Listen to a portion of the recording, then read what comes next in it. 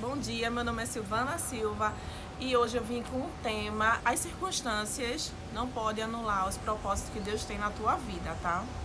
Então, se você já é um novo convertido, creio que essa ministração vai cair muito bem para você hoje. Como você é um novo convertido ou já é convertido, então você tem noção que Deus, ele é seu pai, tá? E que como pai, ele sempre deseja o que é o melhor para o seu filho. Vou dar um exemplo. Você tem seus pais naturais e aí, de acordo com o seu crescimento, seu pai pode dizer assim: filho, eu quero que tu seja um engenheiro, eu quero que você seja um médico, eu quero que você seja um arquiteto. Então, dessa mesma forma, o Senhor, como pai, ele deseja que você anseie por alguma coisa, né? Se imponha em alguma coisa. E muitas vezes você pode se perguntar: mas o que é que eu posso fazer, né? E no fundo, Deus te dá algumas dicas, tipo: poxa, eu queria ser cantor na igreja. Nossa, eu amo evangelizar. Ou talvez, nossa, eu queria ser um missionário. Eu queria ser um diácono, um presbítero. Então, assim, isso já é uma indicação que o Espírito Santo está querendo te mostrar qual caminho você deve seguir, né? Então, assim, flui no Espírito e que com certeza ele vai te indicar a posição e o local certo para você seguir, tá? E lembrando que os planos de Deus, ele sempre é bom, perfeito e agradável. E lembrando mais um pouquinho que o propósito que Deus criou para a sua vida e para a minha vida, criou antes da gente nascer. Então você foi criado para o propósito, não foi o propósito que foi criado para você. Então Deus já criou o propósito antes de você nascer. Jeremias capítulo 29, versículo 11. Porque bem sei o pensamento que tenho acerca de vós, diz o Senhor, pensamento de paz e não de mal, para vos dar o fim que espera. Então Deus sempre sabe qual é o melhor caminho e qual é o pensamento que Ele tem sobre você, na sua vida. Então nada é aleatório na mão de Deus. Tudo está automaticamente perfeito e alinhado através do Espírito Santo para com que o propósito dele e as promessas dele cheguem até você, tá? E aí eu trouxe uma história bíblica que eu acho muito interessante, que é sobre José. E você pode perguntar: sobre José vai entrar sonhos, tá? Mas deixa eu te falar, dessa vez não vai ser sonhos que eu vou falar com relação à vida de José, tá? José realmente, Deus falava com José através de sonhos, certo? Então isso era um sinal de que Deus teria um propósito na vida de José através de sonho. E aí, vou encurtar um pouquinho a história, tá? Porque eu não vou falar sobre sonhos. Os irmãos de José vendem José para um mercador de escravo. E aí José se torna escravo. E aí Potifar chega e compra José. E de acordo com o que Potifar compra, José se torna administrador na casa do general do Egito. Então, no momento que José se torna administrador na casa de Potifar, né, vivendo uma vida ou talvez anos de escravidão, eu acho que José pensou: poxa, eu tô bem aqui, né? Já sofri tanto nessa escravidão, nessa vida, uma vida que eu não procurei, que fizeram comigo, sabe, injustamente, meus próprios irmãos me venderam, né? Porque talvez você pode se questionar: Silvana, mas você não sabe o que eu já passei. Então José passou por muitos problemas, inclusive pelos irmãos, que era sanguíneo, tá, gente? Então José vai, pensa e faz assim: aqui tá bom, sou administrador, vou trabalhar na casa de Potifar, né? Vou tentar ganhar minha liberdade aqui e daqui eu não preciso fazer mais nada. Pra mim tá bom.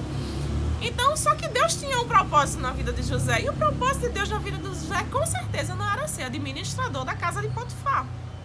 Então, o que é que acontece? A mulher de Potifar assedia a José e, enfim, ele vai parar novamente em uma prisão, né? E mais uma vez, José poderia parar e perguntar: poxa, questionar a Deus, por que eu tô aqui? Mais uma vez eu tô aqui, mas Senhor, o que foi que eu fiz? Né? Poderia reclamar, poderia dizer outras coisas, questionar, porque supostamente no natural José estava certo. Mas o que Deus queria com José não era o natural, era o espiritual. E ele era obediente. Ele era obediente com Deus porque ele vinha de uma aliança de Abraão. Que Deus prometeu a Abraão que ia fazer a descendência dele se multiplicar. Então, o que é que acontece? O rei tem um sonho e José é chamado na presença do rei. E quando José é chamado na presença do rei, que interpreta o sonho dos 7 anos de fartura e dos 7 anos de fome que ia vir acontecer, e que José deixa claro, ó rei, tu tem que conseguir um administrador que consiga guardar esses alimentos durante 7 anos. E aí em uma reunião que o rei do Egito faz e decide que o próprio administrador seria José.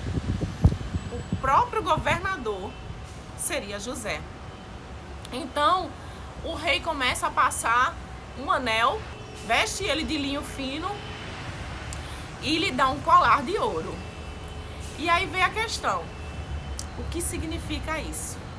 Então eu fui buscar historicamente o que significava passar um anel para um governador ou para uma pessoa que vai administrar um país. E aí eu li, e esse anel, por incrível que pareça, só poderia passar de pai para filho, em primeira mão, tá, gente? E aí eu te pergunto, José tinha alguma descendência genética com Faraó para ter direito a esse anel?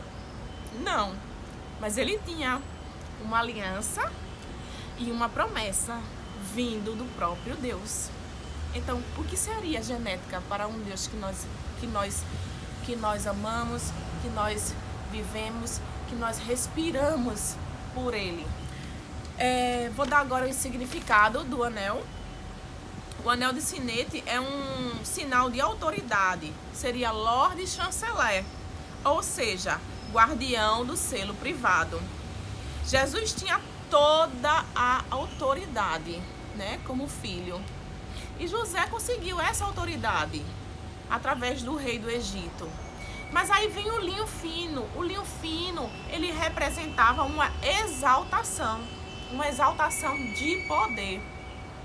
E o colar de ouro representava um governo que seria um governo justo e de igualdade para todos. Então José, automaticamente, ao receber esses itens, ele foi considerado um governador com todas essas características.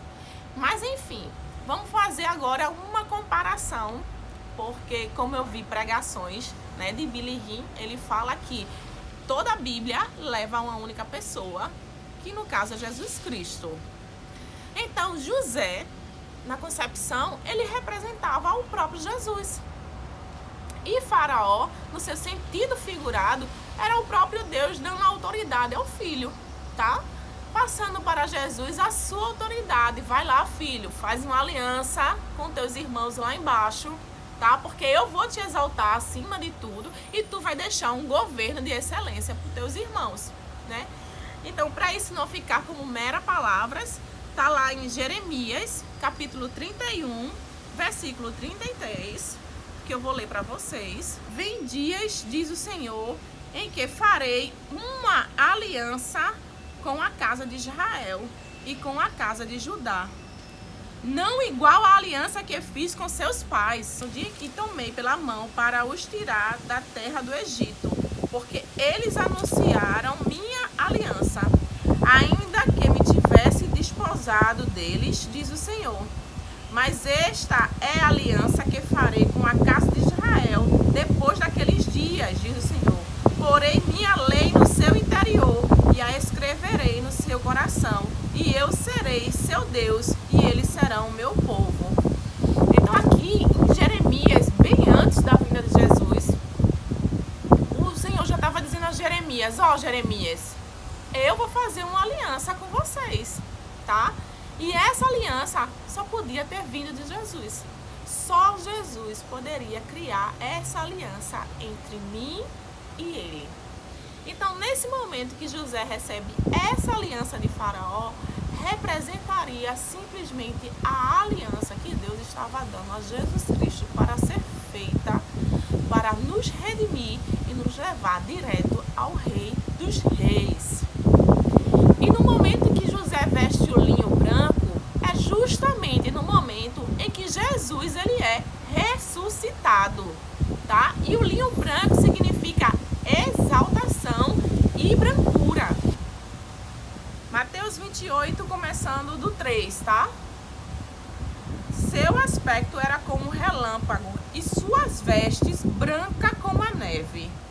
Então, nesse momento em que os soldados romanos viram o momento que Jesus ressuscitou, eles tiveram essa imagem automaticamente. Olharam para Jesus, viram uma veste branca e nesse momento Jesus foi exaltado entre toda a nação, entre todos os povos. Então, no momento em que José veste aquele linho branco, significa a representação de Jesus sendo ressuscitado com as suas vestes brancas espirituais. E com relação ao colar, que fala sobre um governo, no momento que Deus morre e ressuscita, ele deixa o governo da graça, o governo do amor, junto com o ministério do Espírito Santo. Então, através disso, nós somos hoje justificados na presença de Deus. Estamos sentados à sua destra, junto com Jesus Cristo. Então, assim, o que você pode dizer hoje? Talvez você se queixe de alguma coisa que você esteja passando, mas eu te pergunto, José teve todos os motivos para se queixar, para reclamar, mas simplesmente ele estava disposto a cumprir com o propósito dele, que Deus já tinha criado antes dele nascer, que era simplesmente ser o sinal da vinda do Messias. A vida de José significava literalmente que o Messias ia vir, ia criar essa aliança, ia ser exaltado e ia criar um governo de graça, amor, paz e justiça, tá? Então, assim, nós somos criados para o louvor da glória de Deus. E aí eu te pergunto, que a única pessoa que pode impedir simplesmente as promessas de Deus e os propósitos de Deus é você mesmo. E eu faço, por favor, não impeça o trabalhar de Deus por nenhum motivo que seja fútil. Porque eu te digo, acima de qualquer coisa, o grande motivo é a ressurreição, é a nossa salvação, é quando Jesus nos resgata do vale da sombra das mortes e nos traz para o reino da glória do seu amor. Então hoje fica aqui a minha mensagem para vocês. Não desista, as circunstâncias não impedem o propósito que Deus tem na sua vida.